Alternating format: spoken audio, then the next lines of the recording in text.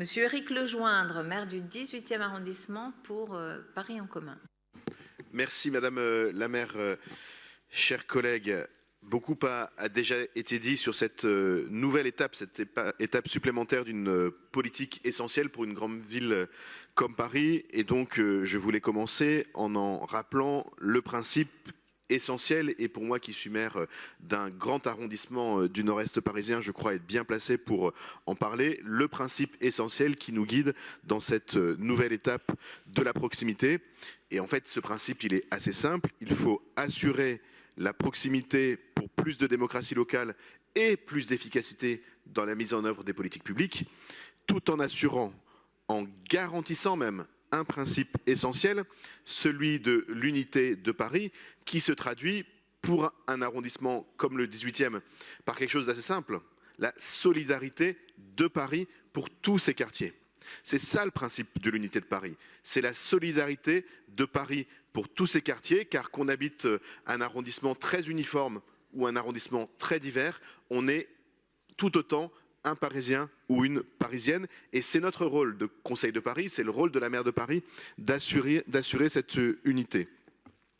On est en même temps un habitant de tout Paris et un habitant d'un quartier qui a ses spécificités. Et donc cette nouvelle étape, elle permet de renforcer encore les compétences des mairies d'arrondissement, nous permettant toujours plus de proximité, tout en préservant notre capacité à mener à Paris, à cette échelle, les grandes politiques transversales pour se déplacer ou pour assurer l'équilibre des implantations sociales et du logement, par exemple. Et donc en garantissant, je redis ce mot, en garantissant la solidarité entre tous les quartiers de Paris. Et j'ai écouté avec beaucoup d'attention les propos d'un certain nombre de notre collègues sur le Big Bang qu'ils voudraient pour le statut de Paris. Moi, je me demande si ce Big Bang, il ne serait pas avant tout un Big Bang du repli sur soi, ou du culte de l'entre-soi, pour faire en sorte que chacun puisse faire chez soi ce qu'il entend, en oubliant qu'il est aussi un Parisien ou une Parisienne, et qu'il a aussi une responsabilité vis-à-vis de tous les habitants de notre ville, parce que c'est eux, tous les habitants de notre ville, la diversité des habitants de notre ville qui assure notre prospérité et notre capacité à être une grande capitale. Et donc cette nouvelle étape, c'est plus de capacité à agir à l'échelle du quartier, de l'arrondissement et de Paris. C'est ce qui nous permet de faire en même temps la révolution de la Porte de la Chapelle et la rue aux Écoles Ferdinand Flocon, deux politiques de nature ou de dimensions différentes, mais qui sont tout autant transformatrices pour les Parisiennes ou les Parisiens. Et c'est ça, au fond, l'essentiel. Et donc ce lien entre Paris et ses arrondissements, il est absolument indispensable, il est même consubstantiel de ce que c'est que d'être un Parisien, c'est-à-dire à la fois l'habitant d'un quartier, l'usager d'un autre, et avant tout totalement chez soi, partout dans toute notre ville.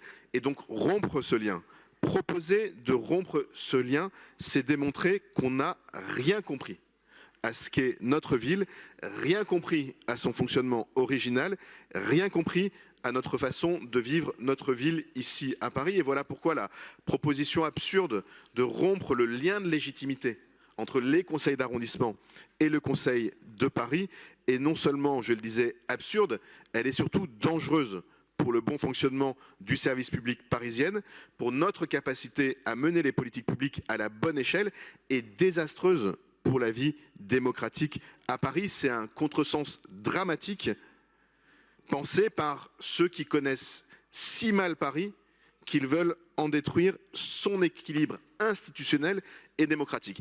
Et d'ailleurs, ils veulent détruire le mode de scrutin sans du tout se poser la question de savoir quelles seront les compétences des uns et des autres. C'est-à-dire que le seul objectif, c'est le mode de scrutin. C'est incroyable cette façon de voir les choses. Le mode de scrutin, c'est la conséquence de l'organisation institutionnelle d'un espace. C'est pas l'inverse. Et donc on est là dans une pratique politique d'un autre âge, entièrement tournée autour de l'effet électoral qu'on imagine qu'une réforme pourrait avoir. Et tous ceux qui ont joué à ce jeu ont toujours perdu. Mais jouant à ce jeu, qu'ils perdront, ils vont détruire l'équilibre démocratique de notre ville. On a déjà vu beaucoup de choses se détruire ces dernières années dans la pratique démocratique. Il y a quelque chose qui fonctionne bien, C'est la façon dont on fonctionne à Paris. Les électeurs, ils comprennent très bien comment ça fonctionne. Ils savent très bien qui décide de quoi. Et quand ils ne le savent pas, ils savent très bien poser la question. Ne détruisons pas quelque chose qui fonctionne. Il y a suffisamment de choses qui ont été détruites ces dernières années dans la pratique démocratique de ce pays. N'en rajoute pas. Continuons à faire ce qu'on fait ici depuis 20 ans et qui marche, c'est-à-dire donner de plus en plus de pouvoir à ceux qui sont les plus proches des habitants, à portée de baffe, comme disait un grand-mère, tout en nous permettant de mener des politiques à la bonne échelle. Cet équilibre-là, on en a fait la preuve, il fonctionne. Je suggère qu'on continue dans cette direction. Merci beaucoup, Monsieur le maire.